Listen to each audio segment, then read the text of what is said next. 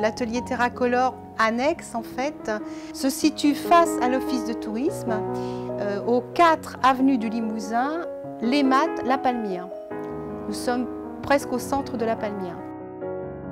Nous avons souhaité, Daniel et Raymond Quimp, créer cet atelier pour se fixer sur la région, surtout en période estivale.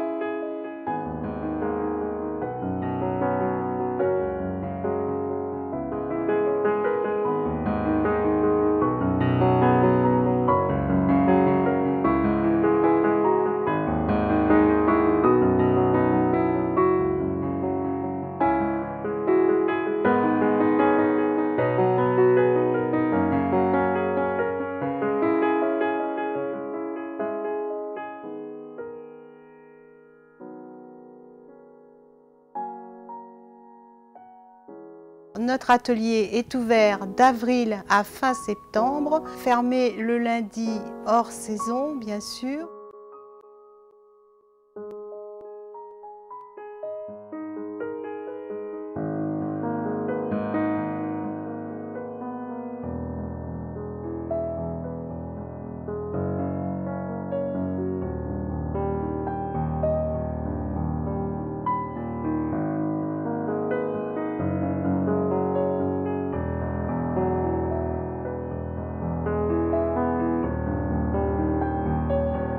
Tu vas les faire plus foncées, tout simplement.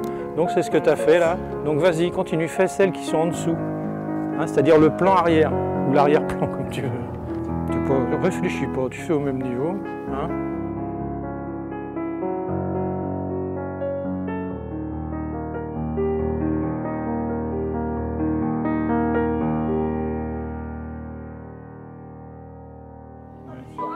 Tu as fait une esquisse?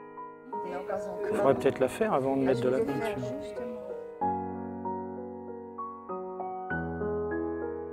Donc voilà mon atelier de travail où je fabrique donc toute la faïence.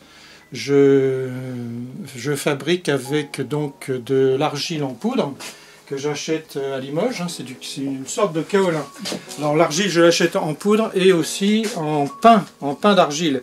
Avec ce pain d'argile, voilà par exemple, je vais fabriquer, je vais modeler, là en l'occurrence à chaton, donc en pleine terre, hein, il est plein. Ensuite sur ce chaton, je vais fabriquer un coffrage et dans ce coffrage, je vais faire couler du plâtre qui va me servir de moule, c'est-à-dire je confectionne un moule en plâtre, donc là le moule est prêt, voilà le moule, donc qui va servir de creux pour ensuite, quand le moule est prêt, en 2 parties, je réunis donc les 2 parties du moule, je maintiens avec des élastiques, bien sûr, là je vous le fais rapidement, voilà, et ensuite je vais pouvoir couler de la barbotine à l'intérieur, voilà la barbotine qui va se mélanger de façon à être bien homogène. Quand elle est prête, cette barbotine, je la coule donc dans le moule.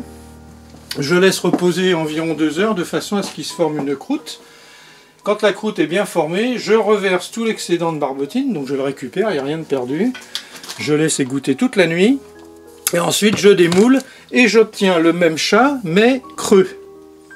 Ce qui va me permettre ensuite de le retravailler et surtout de le laisser sécher rapidement, comme il est cru il va sécher rapidement, et de le cuire. Donc à la cuisson, je vais obtenir, voilà par exemple une première cuisson là d'une petite corbeille à fruits.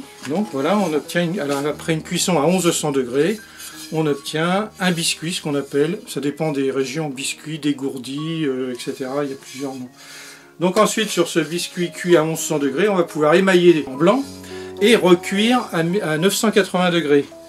Donc on obtient ceci, une fois que c'est recuit avec l'émail, donc c'est l'émail brillant.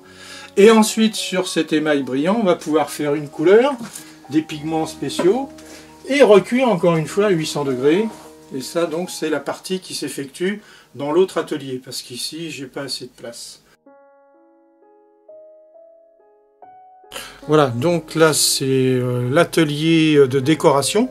Donc, on a une petite pièce pour la peinture, huile, principalement huile sur toile.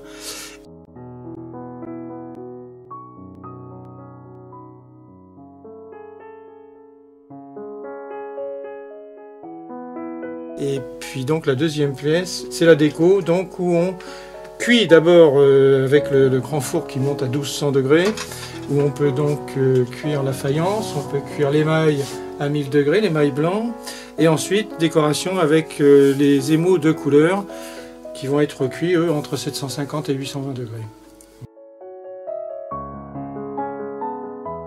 C'est un mur de hangar. Donc là, j'ai passé sur un enduit acrylique, j'ai passé un gesso acrylique d'abord. Ensuite, j'utilise la peinture acrylique. Et une fois la fresque complètement terminée, je lui fais un revêtement de vernis anti-UV pour la protéger des rayons du soleil, pour pas que la lumière dénature la peinture. Voilà, donc ça représente un rang de vignes sur la gauche et un rang de pommiers sur la droite. Et en trompe-l'œil, donc le chemin d'où sortira le tracteur qui sera positionné sur la terrasse.